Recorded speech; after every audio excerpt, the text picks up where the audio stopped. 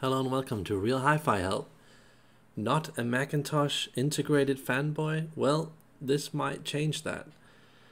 Notice that this could also help you with other systems that aren't Macintosh, or other Macintosh systems that aren't integrated. So I believe that there is this group of people that will never take Macintosh, especially Macintosh integrated, because it's too bright, cold, controlled, unnatural, analytical, linear, whatever you call it, like I've written here. And I feel that this, I also feel that to some degree that these things exist and also are irritating, but I feel that this is especially bad on the lower integrated models, and it gets better once you go up the hierarchy. And I feel that there's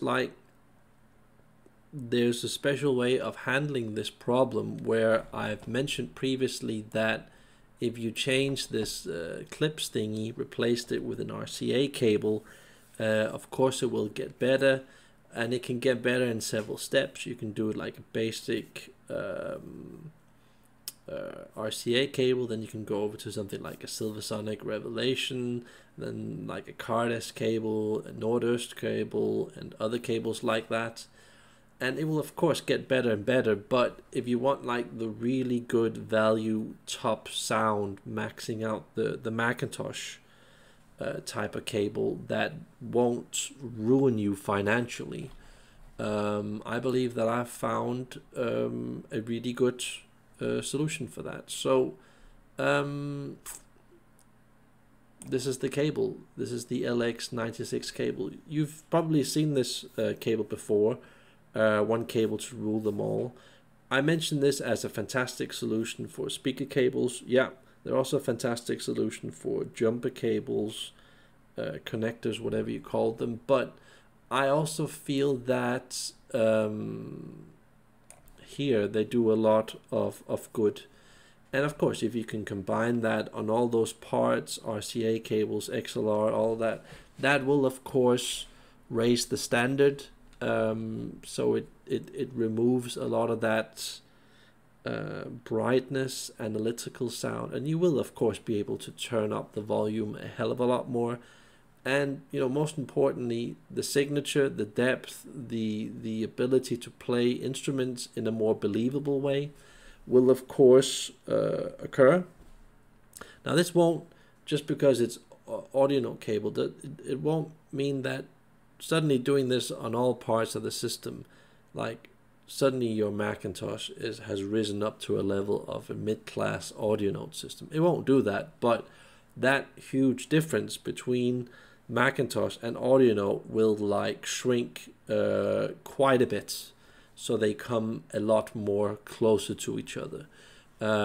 It will be a totally different type of Macintosh sound that I believe, having heard friends, colleagues, and other people, the feedback from them, I believe that even the people that are Macintosh fanboys will like it even more, having heard this very different angle of Macintosh. So that's basically how you do that. Let's get into the specifics of it. So you want this cable that I've just shown you guys, the LX96 cable. That doesn't cost a lot, it costs like I don't know, what is that, $100 for a meter? That isn't a lot when we're talking about top class sound, and you only really need half a meter of that to create a cable that goes whoop up here and another cable that goes whoop up there, and then you've got like half a meter cable left that you could potentially use as a coax cable, let's just say, or you could potentially turn it into a USB cable. Potentially, I don't believe so much in USB cables unless you're dealing with insane levels of streaming that most people will never get a hold of. But you could do that. You can also make an RCA cable, whatever. I'm just saying that's a possibility. So you want to do this in a proper way. You want to make sure that you're taking it to the store or buying it from like an Audio Note store and get them to do the job. Make sure that you use Audio Note's silver soldering tin, that they do it. If you do it yourself, you will most likely make the sound a tiny bit multi unclear, which will typically shut in the sound, removing a bit of that originality and clarity. So yeah, it will cost a bit extra, but it's worth using money on this part of the chain. It will really reward itself later once you make other changes. You'll notice that a lot. And yeah, use these plugs. You know, these are the perfect plugs with this cable, just perfect. You could also, in theory, if you had room for it on the which way are we going here? If there was more room between the RCA ports, you could use the bigger brother, which is called A&P, Audio Note A&P RCA plugs. You could do that. I only recommend doing that on gear that physically has the space. Mcintosh generally does not have the space, so I generally recommend that you don't do this. But other gear like Audio Note gear and some other few things, if you use these other RCA plugs, which are the best RCA plugs in the world in my opinion, also the friends that I know, it's like there's no competition. These are the best RCA plugs, the A&P plugs, and these are like the second best. I would call them the second best. But yeah, I mean, value-wise, you get a lot more with these. These are a lot cheaper, like I don't know, a fifth of the price. So yeah, don't take a shortcut. Do like I've written here, and you could go deeper with this upgrade. You could go past the LX96 cables that I've shown you here. You can take the SPA19 cables. Instead, that's silver. But if you use silver, make sure that you use it on you know, gear that's, you know, decent. You don't want to use it on gear that has problems performing, that generally sounds way too harsh, where you just haven't got all the basics in order. So SPA19, that's what you use for better systems.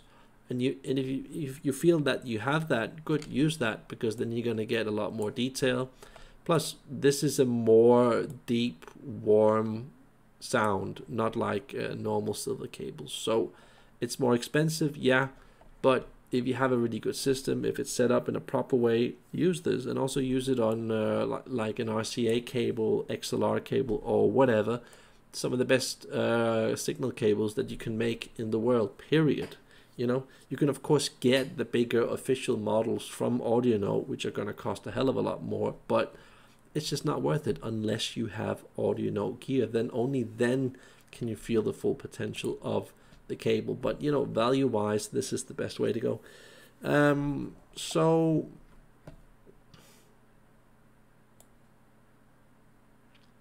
yeah, I've written a couple of things here, and this, you know, that there are people that really don't like Mcintosh, and I feel that if you did these things, a lot of those people would suddenly become Mcintosh fanboys, because this is just a totally different priority of Mcintosh sound, and you actually get to hear, you know, voices, instruments, parts of the structure in a very different way that isn't normal for Mcintosh at shows, in stores, stuff like that. And yeah, you could also have other top gear that's, you know, around that area, you know, Pass Labs, perhaps Krell Aquaphase, around that area, that also could benefit from doing these types of tweaks. So that's what I would do. And you know, if I, you know, me personally being pretty good at tuning gear in, if I was in this situation, I would probably go with SPA19 cables and put it like all over the place. Also as a speaker cable, connector, RCA, XLR, all of that stuff. I would do it. Of course, you can't put it as power cable, it isn't suited for that application. There you actually have to use stuff that's legal, but that's what I would do. That's what I would do. And you know, by the way, while we're here, if you have a Mcintosh piece of equipment, it actually sounds pretty damn good with Audio Note ISIS power cable on a OE8 79 plug or Wattgate silver plug. That's what I've been told. So, and that's just not Mcintosh, that's gear generally in that class that has that type of sound. So you also might want to look out for stuff like that. Then we're talking Audio Note ISIS power cable, not ISIS speaker cable, which is like 8 times more expensive.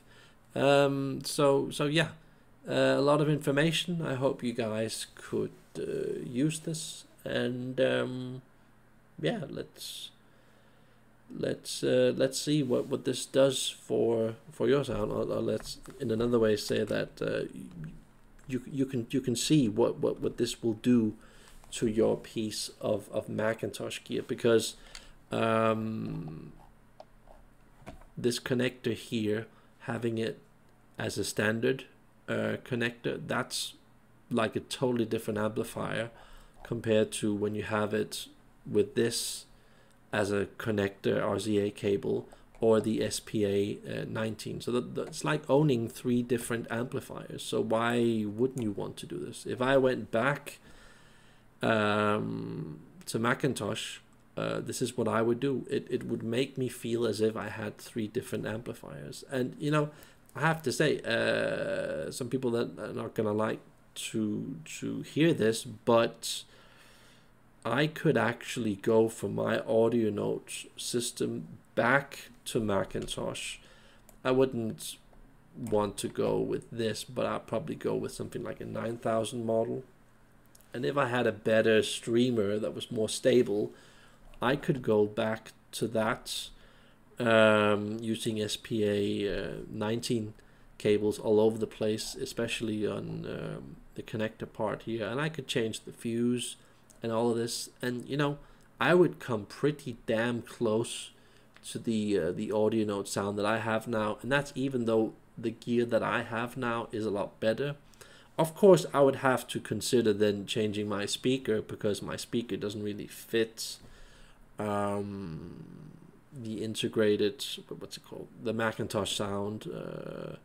I would perhaps have to change that to get a different type of sound, but I'm just saying, you know, that these things really make such a big difference that I would actually consider doing that if it was like really cheap. You know, if I had to pay the standard prices, I wouldn't consider that for a second. But I'm just telling you guys, you know, this can change the stock sound so much that I would actually consider getting Mcintosh again. So it's funny. It's funny how reality can change completely depending on those few isolated things that you can manipulate. So a very good tip for you guys. I hope you can use this. Have a nice day.